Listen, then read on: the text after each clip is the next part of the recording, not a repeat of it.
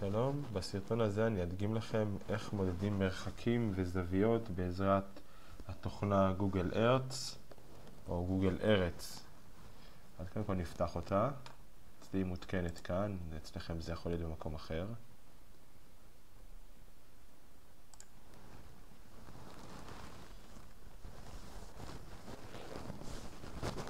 אוקיי, נפתחה, היא מציגה לנו את כדור הארץ במבט מרחוק, הכוכב הקטן והיפה שלנו.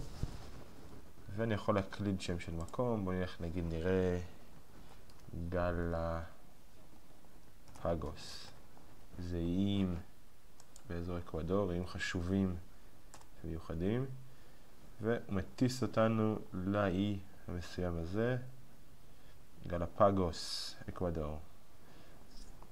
יש להם צורה מאוד מעניינת, אפשר להניע ימינה שמאלה עם העכבר, אם אני לוחץ וגורר, אני יכול להתקרב, אני יכול עם הגלגלת להתקרב פנימה והחוצה. אפשר אותו דבר לעשות כאן גם כן, פנימה והחוצה, להזיז ימינה ושמאלה.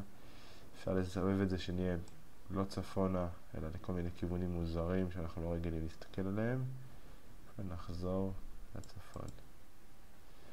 אז בואו ניכנס לאחד האיים, בואו ניקח דווקא את האי הקטן הזה, האי של סנטה פה, נתקרב אליו עוד ועוד ועוד, ונגיד שאני רוצה למדוד את הרוחב של האי. אז יש לנו כלי קטן שנקרא סרגל, פה למעלה. פשוט אני יכול ללחוץ שתי לחיצות כאן, או יותר נכון, לחיצה אחת, ולא לגעת בכלום ולמשוך לאיפה שרוצים.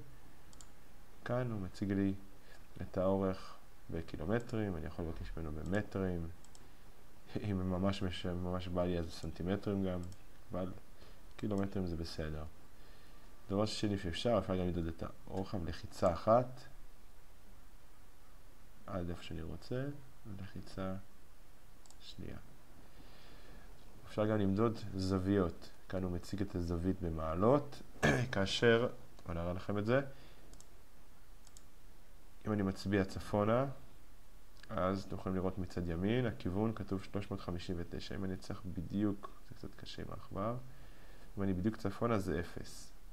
ואז כמה שאני זז, אני מגיע עד 90 מעלות מהצפון, 180 מעלות מהצפון, 270 מעלות מהצפון, עד 360 מעלות מהצפון, שזה בעצם גם ה-0. אז בעצם כל המדידה שלנו של זוויות במפה, הם יחסית לצפון, שהצפון הוא 0, וכל זווית נמדדת יחסית לצפון.